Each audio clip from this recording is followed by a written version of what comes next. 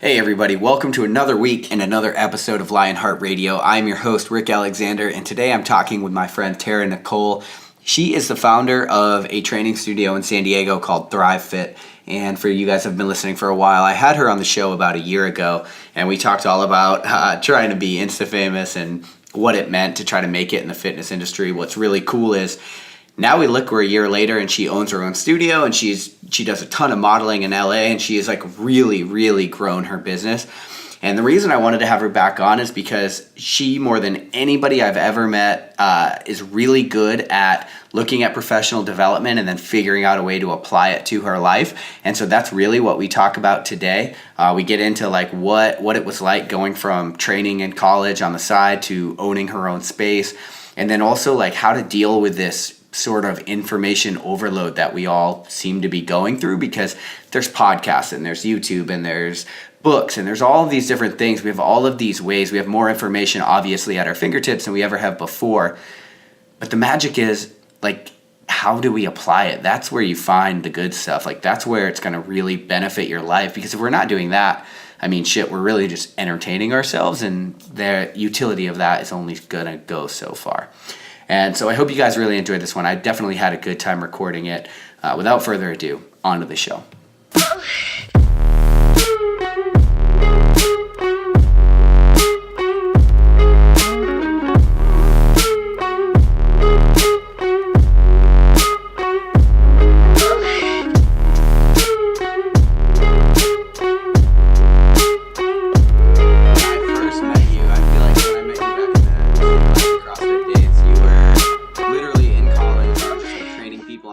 Just like hustling here and there. Yeah. And then what's been like super cool is if I followed like your journey, you're one of the few people I think I follow that's like you always seem to be on some professional development shit. You're always reading a new book or and you're like kind of like caught up with the latest. You're always listening to podcasts and reading. And then like here we are, I guess this is probably 3 years later, and you've opened your own space and like you've literally hustled your way from like side business to doing the thing. And so what I thought we could do today is talk about like what that process has been like, and like what resources you found that have been helpful along the way, and then also maybe get into some habits and stuff like that have helped you kind of become successful. Okay. Yeah. So where do you want me to start? You want to take it like way back, or? Well, let's go back to college. Did you know that you wanted to own a gym when you started training people? Fuck no, dude. It was, I mean, I guess I was talking to my mom about it. Apparently she told me when I was little, when I was in like middle school, I said that I wanted to have like a training facility more geared towards sports, but for kids. I don't remember telling her that, but she swears I said that shit, so I don't know. But when I was in college, no, I was just trying to like make some extra. Well, I wasn't even making money then. I was just doing it for free. I thought I was going to be like Insta famous back then. And so that was more so the goal. I wasn't thinking like I didn't know, not to say I didn't know anything about business, but I wasn't thinking like, ooh, I could scale this shit and turn it into what it is now. It was just like, a couple of people like to work out with me. I'm just going to keep doing that. So yeah, I had no goals in mind back then. Like I wasn't, I didn't really think about goals and things like that. At least in that sense, I wasn't really thinking about all that in college. Well, last time I had you on, I remember we talked about like trying to get Insta famous and what that was like, and all the different Instagram models and the fakeness and the realness, and we kind of talked all about that. But that shit still applies. I still feel the exact same. I haven't changed how I think about 90% of this fucking bullshit ass fitness industry. But I'm over it. And this, I think back, like, what was that, like a year ago? I was probably like 50-50. Now I'm still just like, fuck this. I don't even care about the Instagram fame anymore, just because I don't need it. Like I realized that I've gotten to this point without, I think I have like 3,000 followers or something. I've gotten to this point without being Insta famous. And I've also realized that people are full of shit. So like, you know what I mean? Like people say it all the time that I hear. They're like, oh, like if your followers don't amount to how much money is in your bank account or whatever, like who gives a fuck how many followers you have. So once I kind of let that sink in, it was like, who cares about Instagram and being Insta famous? Then it was kind of like whatever. But I can't go without Instagram. because my business is literally like 90% Instagram and then 10% word of mouth. Yeah. So it's like I need it, but I don't care about like how many followers I have. So yeah, it's interesting because I think a lot of people need to hear that because I think everybody when they get into business, like especially now, it is a big part of business, like you said. Yeah. But we conflate this idea of like a big followership with your bank account or with how your business is doing. And actually, like I don't feel like those things are very related at all. No, not at all. And it's crazy. A lot of the people, like some of the business professionals I see, some of the podcasts I listen to, I'll go and I'll stumble across a new one and I'll go look at their Instagram. They have less than 10,000. Sometimes they have less than 5,000 followers and they're fucking killing it. So it's really starting to seem like all these people out here that appears to be like they're actually killing it or whatever on Instagram, they have hundreds of thousands of followers, like they aren't really doing shit. It's a small percentage of them who actually are with that big of a following. The rest are just like posers. Yeah, I mean, we have less than 5,000 fans on Instagram, and we have over 20K listens. So per show. So well, so it was probably like just a nice like I just matured a little bit, and I kind of got over the whole Insta fame thing and all of that. It's also kind of this idea, like, have you heard of the 1,000 True Fans? Yeah. So it's kind of like that. I mean, that's enough to carry you through, and 100%. And so it's almost like however wide you cast your net is one thing, but like what really matters is the quality of the fish you're catching, I think. Yeah, because it's like you have 20,000, but how many of those 20,000 are you going to buy your training program or whatever the fuck you're selling? So, yeah, over the Instagram stuff, I've grown up a little bit. Yeah, well, I mean, I think we have to at some point. Also, too, like, if you, like, when you start putting stock into that, like, about how you feel about yourself, like, it kind of fucking sucks. You know what I mean? Oh, 100%. Like,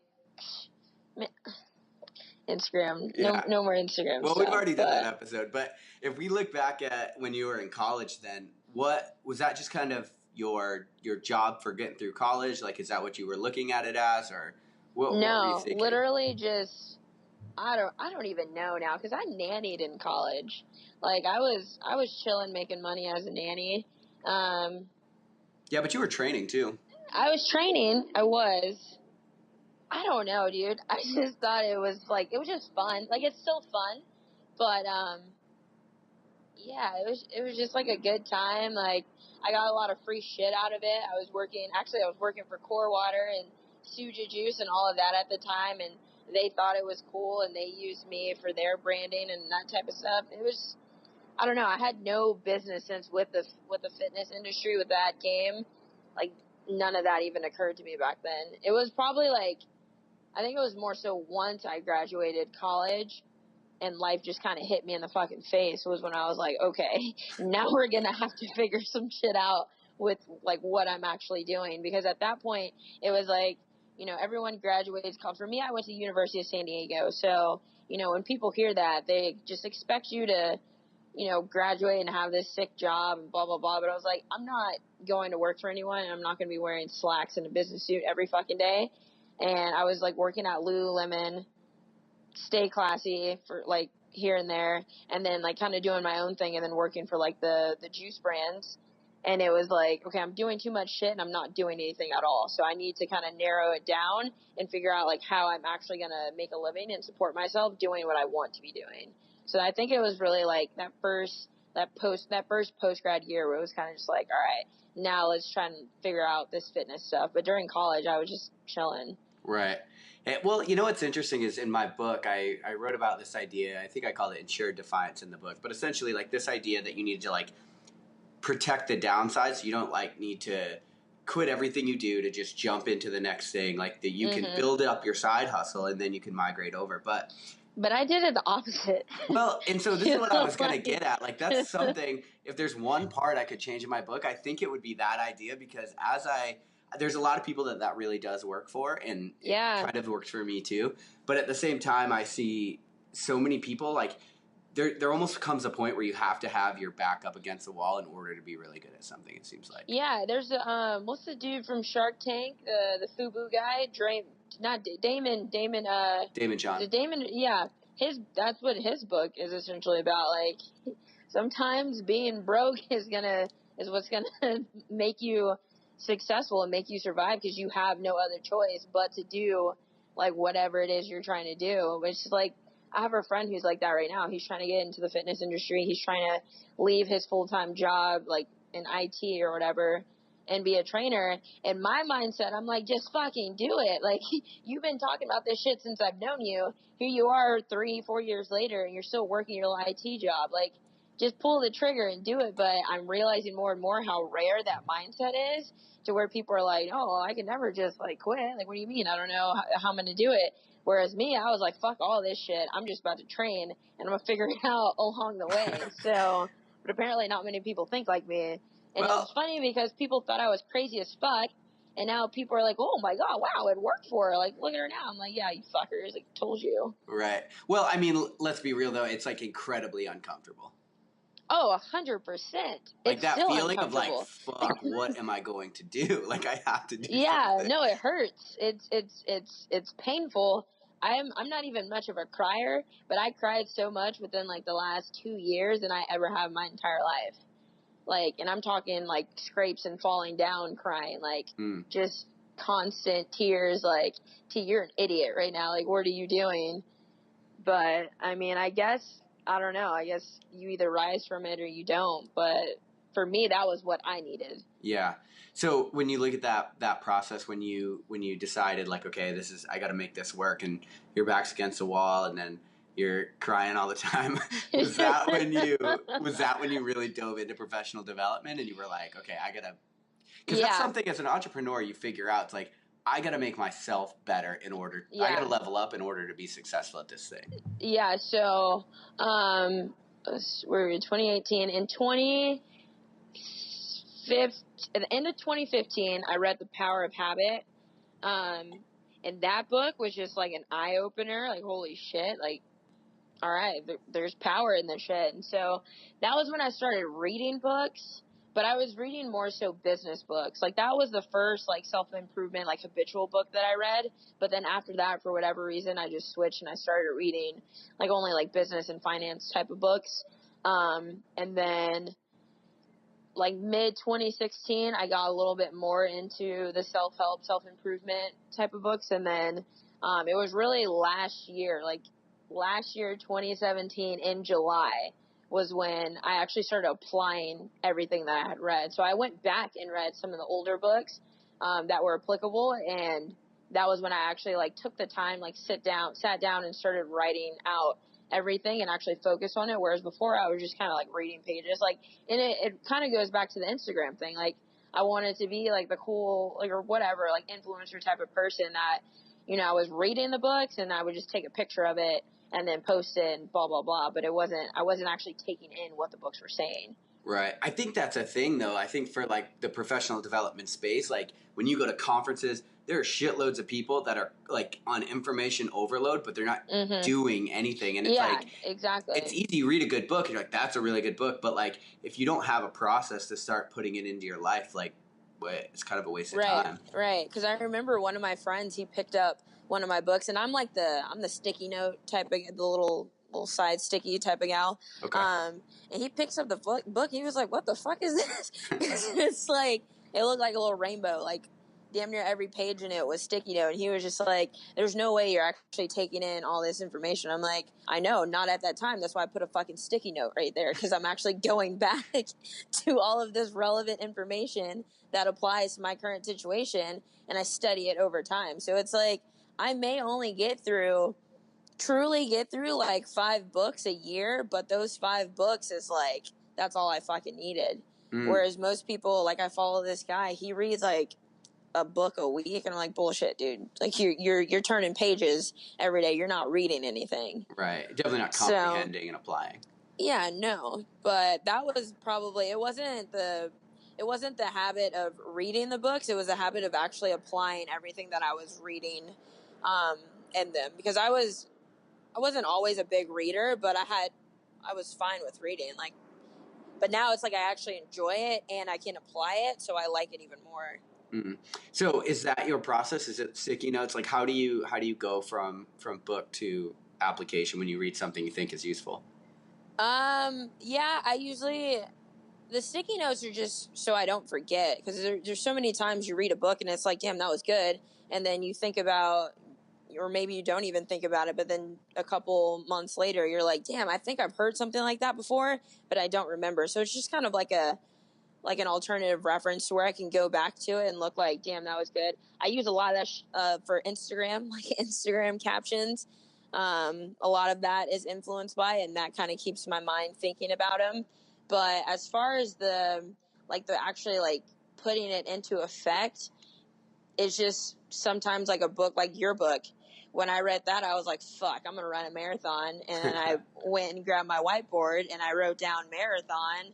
And then I hit you up and was like, dude, help me train for it. So it's one of those to where if I read something, it sparks my interest enough to where I can apply it to something that's currently going on to my life, then I'm going to do it right away. It's not so much like I'm looking and searching throughout, like within books for something. It's just like whatever comes to me, I'm like, damn, I can use that right now. And then I go about it that way. That's cool. That was another thing I've seen on your Instagram. It's like you almost have a vision board or something. Like you had like two columns, it looked like, on a whiteboard. Like, Yeah. So I currently have 3 boards right now. So one of them is for the whole year. So I have a 2018 board. Goals. And I told 2018 goals. And I told myself, like, I'm going to put down 10 things or less on that board. I'm not going to touch it for the whole year. Like at that, so it's like whatever I thought I wanted to do in January, that's what the fuck I'm going to be thinking about all year. Within those, like each little bullet point, they've kind of veered and changed a little bit, but it's still the same original thought that I had like at the end of 2017. So I have that board. I have one big board that's all my current like ideas and activities and what I want to focus on, like super short term within like a month or so. And then I have like a kind of like I'd say like 3 to 4 months out board. That's just kind of like projecting everything that I would like to have done within that time period. And then like everything else is just pen and paper, just scheming daily type of stuff. So right now we're almost halfway through 2018. How them goals looking? Oh, I'm actually, the gym was the hardest goal, dude. And I did that within the first quarter.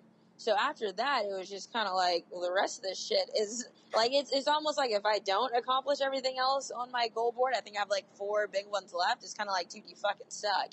Because like I was able to do the hardest one, like the one that should have taken the most thought and energy and all of that within the first part of the year. So that was pretty sick.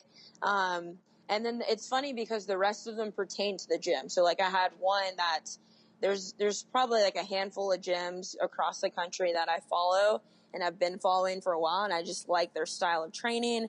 I like how they market, things like that. And the goal was to actually go to those gyms around the country before I had my gym, just to kind of like take mental note of what all these different places were doing, and then I could apply it to my own gym. But like I said, I got my gym within the first quarter of this year. So now it's like, I'm already thinking like, I don't even want to do it because what I'm doing right now is working so well that I kind of just want to keep it going until, not to say until it doesn't, but I don't know. But I mean, overall, I'm looking pretty solid on some. I'm already thinking about like 2019 goals. Yeah. Okay. So that's, a lot of people need to take stock in that. It's like this idea of like having a vision board and doing it. It's like, I feel like I get really, I don't know, like bummed out or whatever, but like this motivational culture is just like, I'm fucking way over it. Like the, like just quotes on Instagram and shit. Like some of them are so good. But it's like, I just feel like there's such a gap between like me saying some motivational quote and then somebody going out and doing it. So it's like, it's cool that you're like hands on the ground, like accomplishing goals, and like we're looking at the system on how that's getting done.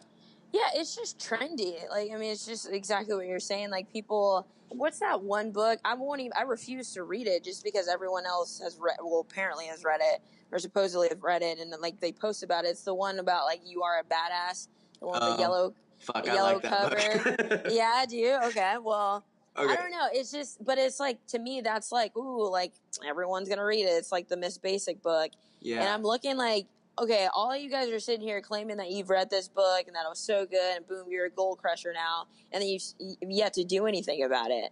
So it's just like one of those things where everyone kind of wants to be trendy, but they're not actually going to do anything about it. Yeah. And so, because even now, like, I kid you not, I don't have a lot of people come over to my house. Like, I'm one of those people, like, I'm weird about people being in my personal space. But, you know, some of the friends that I have had come over, I literally have my shit projected. Like, I don't have a TV in my entire apartment. I don't even have, like, a coffee table and everything, like, in my living room. My living room is literally just a couch and a big ass rug. And I use that as kind of like my mobility, like, laying out on the floor area. So I have, what is it called? An easel, like 3 big easels in my apartment. So when you walk in, you literally see these big ass boards. And I've had friends that are come in, and these are like close friends too. They're like, T, what the fuck is this? Like, oh, like they think it's a joke. Yeah. And then all this shit starts to happen and going well for me. And now, you know, kind of those same people are like, I want to buy myself a whiteboard, man. I should get a whiteboard. And it's like, yeah, you can do those things, but if you don't actually believe in what you're writing down, if you have no intention on actually sticking to the shit that you're putting on the board, it doesn't matter. So it still kind of all ties into people. And I don't know how to get people out of that. I'm not like a motivational coach or anything. I just think for me personally, with my reach, if I continue to just be vocal and open about my goals and how I'm doing things, and maybe that'll kind of get people going in the direction of like, okay, not only is she reading the stuff, but she's actually applying it, and maybe they'll do the same thing. But I don't know. I think it's just like anything else. It's just going to be one of those things that it's like a cool thing for social media that people aren't actually diving deeper into. Yeah, well, that's what's cool about you specifically showcasing the journey. Because like I remember even after I saw your whiteboard, I was like, I have whiteboards, like I'm whiteboarding all the time, but I was like, dude, I don't have my goals anyway. What the fuck is wrong with me? It was like perfect. Yeah. So I like went and like, did that. I know a lot of people do it for like to-do lists, but that's why I said I use like just regular pen and paper for that. Yeah. Like I can do that just every day. Cause it's like, to me, I don't really do the whole to-do list cause it's like if you got shit to do, you're going to get it done. You don't need to write it down. Like I get like little reminders and stuff, but I've had people that it's like they kind of don't get it. They'll text me a picture of their board, like, ooh, like I've been listening to you, T, and then you know I'll hold it down, like it'll be on Instagram or something, and I'll hold it down so I can read it, and it'll be shit like go to the grocery store, like, okay, so it's a step. You got the board. You got some shit on it, but you shouldn't have to remind yourself to go to the grocery store, dude. Like that's not the goal of what we're trying to do here. So the number, and it's sad because I've seen that shit more than once. Like, do laundry. Like, you don't have any fucking clothes that smell good. Of course you shouldn't have to write down on a big ass whiteboard to do laundry. Right. Like, oh my God. Bless people's hearts. They try though. I tried. So if we look back at when you read The Power of Habit, when I think about habits, like it's kind of something like I think with Tim Ferriss, like he like really like he's always like, oh, I'm going to tease out the habits. It's like kind of become a buzzword. But I think like the really impactful thing about habits is this idea that it's not about, you know, a lot of people can get motivated for a week and they can do a shitload in a week and then they don't really do anything else. But like it seems like where in my life anywhere where I've seen real results, it has always come from consistency. And that's what habits allow you to do.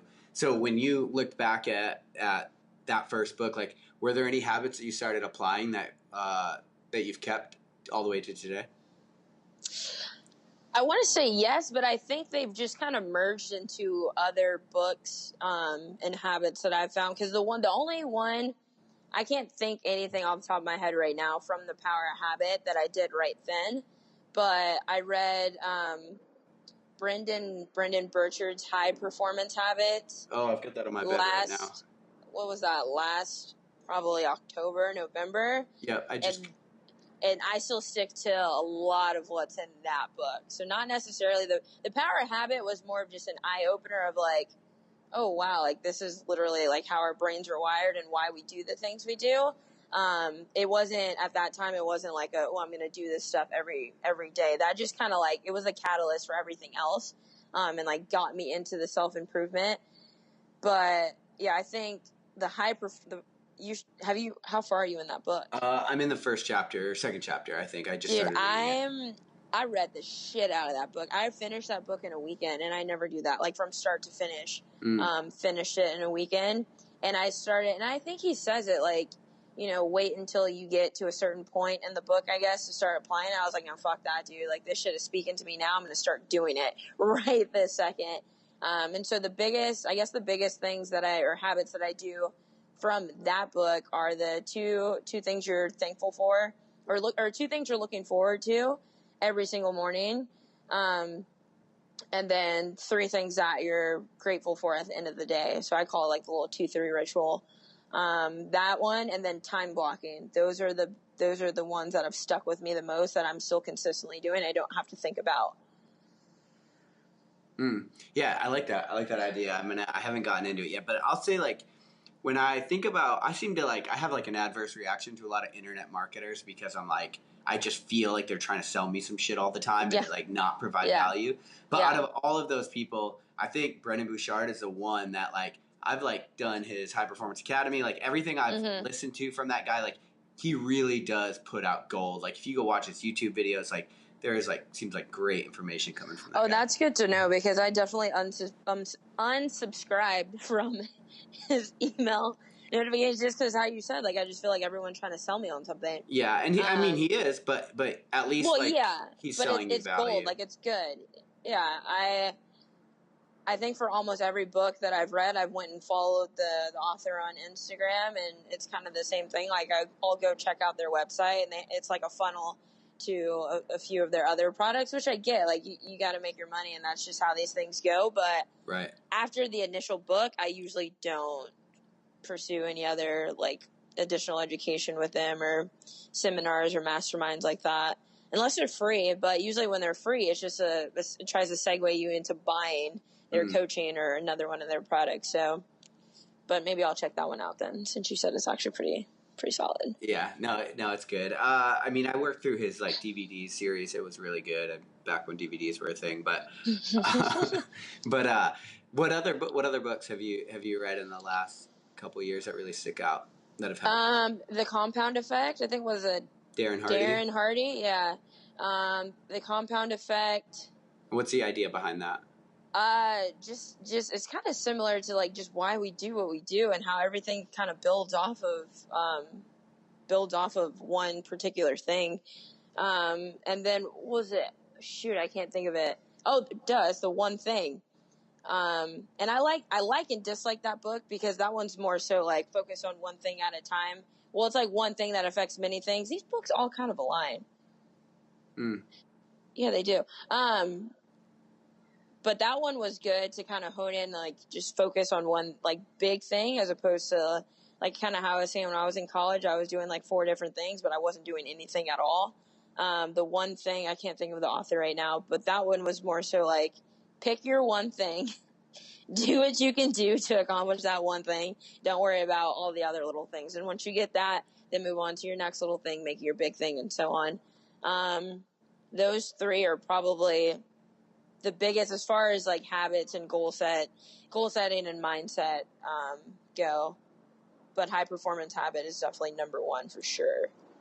Okay, good to know. I'm gonna have to get back into that tonight. So if we look at your and then your best year ever. Sorry to cut you off. Your best year ever? Who wrote that? Your best year ever? I can't think of the author right now. Damn it, I should know that. Okay, what's like the premise?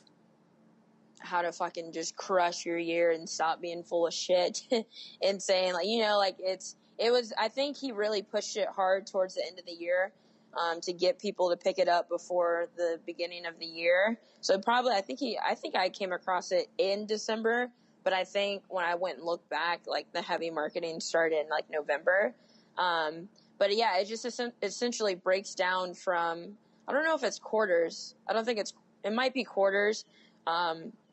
But putting into action how you can actually accomplish your goals and what you're setting out to do within a year's time. Whereas like so many people push it back, like, I'll wait until 2019. I'm already halfway through, that type of thing. So that one was really good too.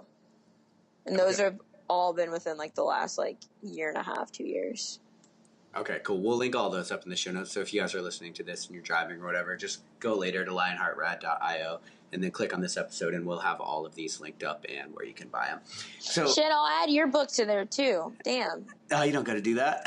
No, but like seriously, if it's something like that can get me to run 26 miles, yeah, it deserves to be in that because, whew, man. Yeah, that's the I number. still think about that almost on it. Well, because my foot is still kind of, it's not 100%, so it's like I have to think about it. Yeah. But it's just the fact that like, okay, well, I did it, so. Well, and you went from zero running to marathon in 3 months, which is a lot. I hadn't ran longer than 3 miles. It might have been like 4 miles in my entire life.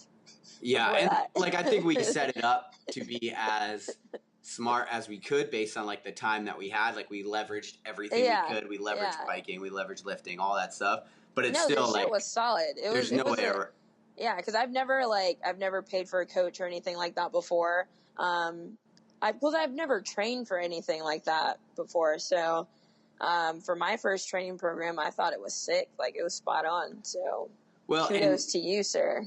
Thanks. And so, well, it's a really good, it's a good example of a SMART goal, which is like, I don't remember, measurable something. I don't know, but yeah, specific, measurable, attainable, maybe attainable, realistic, timely. Yeah. So the thing is, like, when we talk about goals, like, that's something that I've seen a lot of people really fuck up is the difference between a goal and a wish. My God, dude. Oh, my God. Well, yeah, and it's sad because I'm to the point now where it's like, the guy I'm talking to right now, for example, he's starting to catch on. He comes over enough. He fucking sees these big ass boards all the time. He's starting to get it. But it was the same thing. He went and wrote down his goals. And I'm looking at it's like, you don't want to be hard on people with this stuff because it's like any step is a good step. Right. At least they're taking the time to actually think about this, whereas they probably weren't thinking about it before. But then you look at the list and it's like, dude, those are not goals. That's just some random shit you're talking about. Like, right. Well, okay, it's so not a goal. Like, I mean, the big thing with a goal, like, I mean, acronyms aside, like, it's got to be, there has to be some quantifiable way to measure whether you were successful in that thing or not. That's what's good about a marathon or starting a business. Like, your business, you literally own a new business space now. That's a measurable goal. Yeah, honestly, I think you can eliminate, 3 of those letters, and if you just focus on when you're going to do it and how you're going to do it, that's all you really need. And more so focusing on when. Because you can be like, I'm going to run a marathon. Okay, motherfucker, when are you going to run it? Like, yeah. If you put emphasis on just those 2 things in general, I think people would be a lot better off than how they're just like, oh, I'm going to show more gratitude. Right. Well, and honestly, I mean, and even if that's your goal, if you want to show more gratitude, having something like you mentioned earlier, like at night, I'm going to list 3 things that I'm thankful for. That's an actionable way to measure whether or not you're showing more gratitude. Exactly. But that concept is just, I don't know if it's lost on people or they just literally don't know. Because I'm to the point now where it's like when I see these things, I'm like, that's not how you set a goal. I'm like, okay. But but it's like, who am I to be like, oh, you're no like life coach or whatever. So I'm just like, all right, you do you. Good luck with your grocery list. That's all that is. Yeah. Well, I mean, any life coach, it's kind of just a made up thing. Someone's got a system and there's no fucking degree for life coaching. But if we look at, I don't know where I was going to go. I didn't mean to shit on my right there. No, you fucking like mic dropped just straight shit on. Well, I think they're a good thing to have. Like, there's certainly an area. No, dude, but I get what you're saying. Like, I know a gal. I'm not gonna say her name. You might know her too, but she's my age. Well, I think when she started this journey, she was 23. It was life coaching. Yeah, and I'm like, bruh, you're 23, dude. Like. Yeah, well, okay, and so this is a thing, too. It's like, I talked about this a little bit in my book. It's like, even business coaches, there's a lot of it seems like there's a shitload of business coaches out there today that haven't actually started a business outside of being a business coach. Yeah. And you got to think, like, but what if I run into a problem that you haven't seen before because you haven't owned a business? It's weird. It's like, do you have to have done that thing, or could you be really smart in that thing without having done it? No, I think you need to do it because when I first moved back here to San Diego last July, the first gym that I checked out, because I knew right away I wasn't going to work at a corporate gym or anything like that. I was looking for an independent gym. And the first one I found, the guy there, he was not a personal trainer.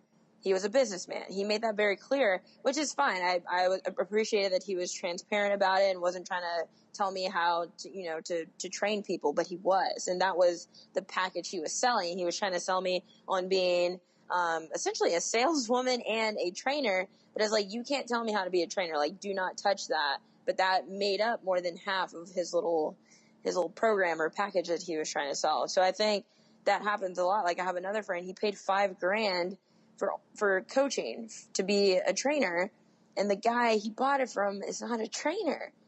Yeah. Like, yeah. Well, so if we look at that, then if we look at being a trainer, do you have to have been an athlete in order to coach that thing, do you think? absolutely not. But I think it helps because even I think it carries over to life in general. Being an athlete or being on any sort of team sport, team camaraderie type of thing, it's you understand how to work with people with different mindsets, with different backgrounds, different personalities, all that type of stuff.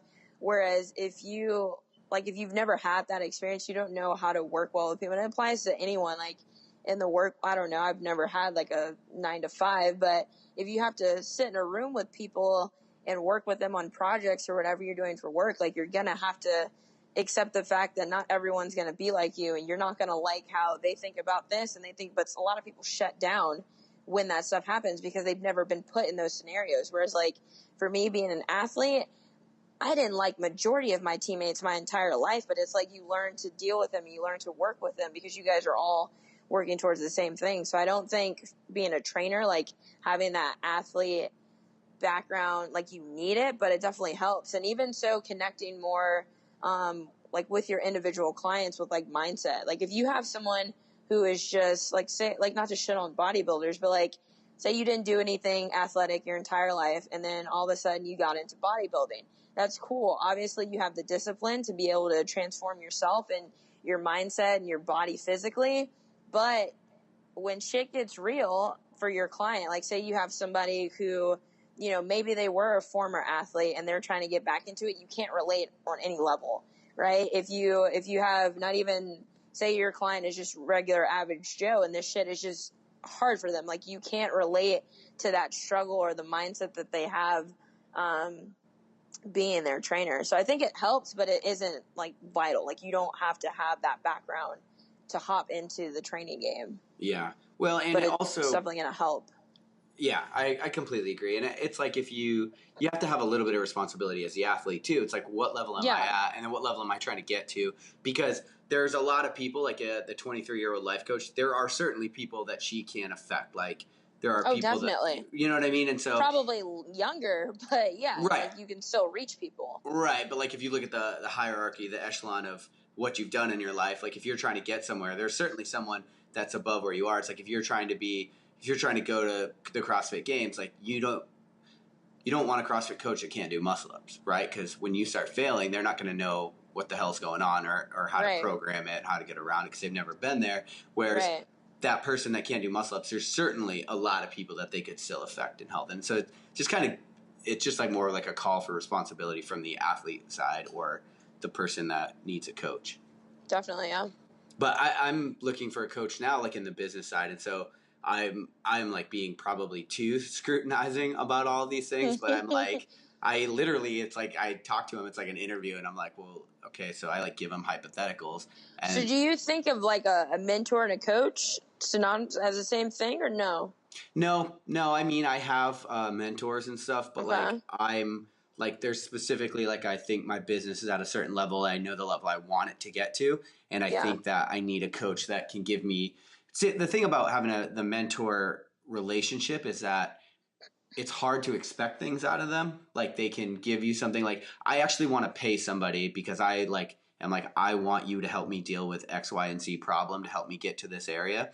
Whereas it's hard, like, a mentor, like people that have taken the time to mentor me and help me out, I totally appreciate it. I think it's completely necessary, but there's no expectation of what I can expect there. You know, and so I want to like be able to hold their feet to the fire, and I want them to fucking fire them if they're not helping me get the results I need. Basically. I do that. That's a good point. I like that. I've never really thought about the difference between the two. Yeah, and I mean, I think that everybody needs coaches in life. I mean, no matter where you are. I mean, Olympic Yeah. athletes have coaches, and they're at the top of the sporting world, right? Yeah, 100%. I'm kind of on the same page right now. I already know the guy who I want to reach out to. I just don't know if that's something he does. And I mean, if it's not something he does, I'm sure if it's convincing enough, he'll do it. It's just like how much all that costs and whatnot. But he's living the lifestyle that I want to be living. And for me, And that's everything. Like that's yeah, what you have to decide on. yeah. And it's not like I want to be him, but it's like how he's taken his gym and all of that, and he's grown, and I've only been following him for maybe 2 years, and he's fucking killing it. But he still has like free time, and he's traveling all over, but it's not like he's just traveling and partying it up. Like he's traveling and networking with people anywhere he goes. So yeah, I get you. Everyone needs a coach. Yeah, completely agree. That's cool. So right now we are into the first quarter of you owning your business. Is it your actual training space? So is it for people that are looking to get into the industry? Is it harder than you thought it would be? Is it what you thought it would be? To be honest, it's easier than I thought it was going to be. All of the hardships that have come with this gym have nothing to do with the actual training or the business of it. That makes sense. It's random shit like pest control and dealing with, cause I'm in like a little, I don't know, I guess you call it like a strip center type of place. Dealing with my neighbors. I'm next to a fucking porn store and a liquor store. So Are if you? if you can imagine the demographic of clients between those two, okay, and I'm training a young female girl. It's like just it's like stuff like that it's like, you know, makes it hard dealing with property management. Just kind of factors that it's like I kind of wish that there were more things that I had planned for that are going wrong or that are difficult for me. Whereas right now it's kind of like outside things that I didn't even think could be a problem for my business that are a problem. So it's definitely, it's honestly been easier than what I expected it to be. And there are like little things like how I was saying earlier, like I'm probably going to have to find a coach or hire a coach soon, but I know with those things, it gets a little tricky because you don't want to just hire anyone. Like I'm not going to go on Craigslist, like looking for a trainer who knows nothing about like the system that I have here, how I run my classes and all of that. So like little things like that, but across the board, I haven't really, like nothing's really hit me to where it's like, fuck, like that was rough. Like didn't know how I was going to make it through that one. Like it's literally been fun. So, and I don't know if I just set myself up really well for that or if I just get lucky or what, but like it's been fun so far. Well, I mean, part of it, I think, is because you built your reputation as a trainer prior to opening the space. So when you open the space, you had clientele. A lot of times, if someone's going to go, and that speaks to Yeah, the importance of like kind of having that hustle for a long time before you definitely. jump over. Whereas if someone just is like, I'm leaving finance and I'm opening a gym tomorrow, it's going to be kind of a bitch because you got to try to find Yeah. enough people to make your business work. Yeah, and that's what I know someone out here that's similar situation you just described is happening to them where they were kind of doing a little bit of everything and it wasn't within the health and like fitness space, but it wasn't exactly what they're doing now. And they opened up a space and you know, it's crickets, like, Right. and it's just kind of like, oh, you didn't really think that one out I mean, and I guess that works for some people, who am I, but for me, it was literally like I took what I was doing at the previous gym I was at, renting space, and I just brought them over into a new space. And then from there, it just allowed me to build because I outgrew the space that I was at. That was the whole problem, and how I kind of had to push things and get to this space that I'm currently at now. But I already had everything set in place to where it was like a smooth transition for my clients. We were literally on the same street as the gym that we were at before. So I'm not even a mile away from where I previously was. So it just made everything a lot smoother of a transition and clients liked it and well, they love it and all that. So yeah. It's definitely got to get your shit together first before you Yeah. try and Well, hop into things. Yeah, I mean, that's something I probably, that's like the number one caution I always have to people when they start their business is like to tamper expectations at first. Like, I Mhm. remember you get these romantic ideas. You're like, I have such a good idea for a business. And when I launch it, like, you just think that like the people are going to be kicking down your door to give you their Yeah. money. And it's just not that way. I mean, I remember Yeah. when I launched Slew of Eve, my supplement company, when I finally like made the post, and if I look back, it was a real bullshit post at the time. Back when I thought borders should be around pictures in Instagram. Oh and, God. yeah, and I launched it, and I'm like sitting there, and I'm like nothing, like Any literally any any nothing. day now, they should be Yep, hitting me up. I'm waiting yep, for it. yep. And I was like, in the next 48 hours, I think I sold like one thing, one like tub of supplements, and I was like, yeah, but Yeah. everybody said it was cool. Like, Yeah, fuck. right. They were all supportive until you start asking for the money, and then I was like, oh, Yeah, okay. Yeah, I mean, I agree to an extent. Like with the gym, yes, you really got to have your shit together. But if you're just looking to get into personal training, then it's like don't just do it. yeah, If you just have start doing somewhere it. to train, but it's like we're talking about because the thing with the gym, it was heavy initially to the startup costs where you're dropping thousands of dollars all at once for like the equipment and all of that. That was where I was kind of like, ooh, are we sure about, we sure how long these clients going to be sticking around? That type of thing. And that was only time, I think the only time that I've been cautious, but that lasted for like 30 minutes. I talked to my dad on the phone. He was like, dude, it's a no brainer. So I was like, oh shit. Okay. Yeah. Let's do this and fuck all that. But I mean, if I think it just depends on the extent to which you're trying to do things. If it's something big, yes, maybe slow down a little bit. Think about it. Make sure you have all your shit in order. But if it's little, like just go for it. Yeah. So, if you don't mind sharing, like, how did you decide to do it? To get that initial startup capital? Did you save up? Did you take out a business loan? Like, did you get an investor? I got an interest-free loan from my father. Oh, nice one. So, Perfect. yeah, dude, cause it was, I'd say my startup costs were about in total 23 grand. Um, he gave me half and, like I said, it's interest-free. So obviously I'm going to have to pay him back, but he's not knocking on my door every fucking month. Like, where's my money? It's my dad. So, and I really wanted to get that straight with people because I think I've never had people see me as like, like a rich or like spoiled kid until the gym happened. Like people automatically assume like, oh, somebody must have bought it for him. Looking like, no, motherfucker, like, I had some help, but damn, everyone gets loans for something, especially for business. Like not many people are just gonna, unless they already were successful or whatever else they were doing before, not many people are just gonna drop their own money on something like of that nature. So that was that it was kind of weird how that worked. Like I had people that, only a few straight up asked me like, dude, did your parents help you with that? Like, did your dad bought you the gym or what?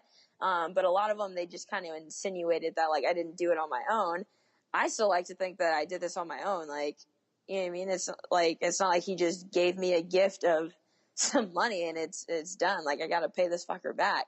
Well, yeah. I mean, the But hustle was sold separately, right? I mean, yeah, 100%. So, um, yeah, that's how I went about that. It was just the easiest way. Cause I mean, fortunately, like my parents, we're not broke or anything, but we're not like loaded in money either. But like, thankfully my dad was able to help me out with that. And I kind of knew he was in a position to help me, which was the only reason why I reached out to him. Um, but other than that, like that, it was a no brainer on how to fund this place and get it going quickly. So that was the easiest way to go about it. damn. Okay. Yeah, that's cool. I mean, and I think that's important for everybody to recognize and know is that like, um, even when you're self-made, like there's so like it takes a Well, I village read I like read that. that quote before. Like, no one is self-made, and they were like, people that claim to be self-made are full of shit because everyone has had help from it. And it doesn't have to be like they made your career for you, but everyone receives help in some sense. Like, no one, Right. no, like you know what I mean? Not no one, but very rarely are people 100% self-made. And I think that's like I don't know. It's like the cool thing. Like I don't know why people are like don't want to admit that they've had help or Right. Like, Well, is it like an ego thing or what? I don't know. I feel like it's most men that are like that, but yeah, I mean, of course, like you wanna think like I fucking did this, but like yeah, I've told this story a bunch of times on my podcast, probably too much, but like I wrote my book over the course of like 10 years because I was like learning different things, and there was an entire chapter called Be Self-Made that I had to throw the fuck out because by the time I got to old enough to like actually publish the book and stuff, I'm like, you would have to be such an arrogant son of a bitch to yeah, to think be that like, you I did did it on that. your That own. was all me. Yeah, Right. people are full of shit, dude. Yeah. I know one person that's like that. He's full of shit, and I know him personally. Great. Fuck it. So the Lionheart kicker, we're not going to do because we've already done a Lionheart kicker with you before, but for this one, what is one action that you could recognize or that you could recommend to somebody today to start moving toward their ultimate goal? Write it down, like, and not just some bullshit. Like, I'm gonna have a gym. Like, or it can be that way. Write it down and stare it in the face every single day. Yeah, write it where you can see it. Write it where you can see it. I did the mirror thing for a while where I used a dry erase marker and would write on my mirror. That's what I do. Yeah, but it got to the point where I wasn't really looking at that. I was looking past it, like looking over it, you know? Yeah. But for whatever, like for me, the boards work. And I think a lot of people just don't think about what they actually want to do. Like they have this idea like, oh, this would be a nice goal, but then they don't, that's all. Like it just kind of fades away into their memory. So I think for people to just write it down, make it big. It doesn't even have to be like huge or anything. Like you don't need like this big ass whiteboard, but write it down and actually put it somewhere to where you're going to not only see it, but think about it constantly. That's probably... Yeah, it's probably the biggest one. Yeah, that's good because, I mean, like life, it's just not static, right? Like, I mean, you're moving towards something no matter what. If you don't write that shit down, if you don't like vocalize and see what that picture is that you're moving toward, then and it's probably going to change. Like it's fine for it to change, but as long as you have some ideas in your head churning based off of that one thing that you started with, I think that's all that matters. Yeah, I completely agree. T, thanks for joining me today. Yeah, thank you. Perfect. Thanks, guys. Thanks for listening to Lineart Radio. I hope that the information from today's show will make you fitter, happier, and healthier. For the show notes of this episode and every episode, head to www.lionheartrad.io. Yep, just like Lineart Radio. And please, if you have the time, head over to iTunes and give us a 5-star rating. It really helps us to know that we're on the right track and delivering you reliable information and value. As always, feedback is welcomed. If you have any comments on the show or would like to suggest a guest, send me an email at rick@luavive.com. That's LUAVIVE.com. Thanks for your support, and we will see you next time. Bitch, I feel good. Don't I look stupendous? My shine is so endless, and shit you can do to end this. Even when I'm dead, niggas still gon' bump that chip shit. Coke, white, Escalade on cinches for you dipshit. So you won't forget this. Midwest nigga be the coldest.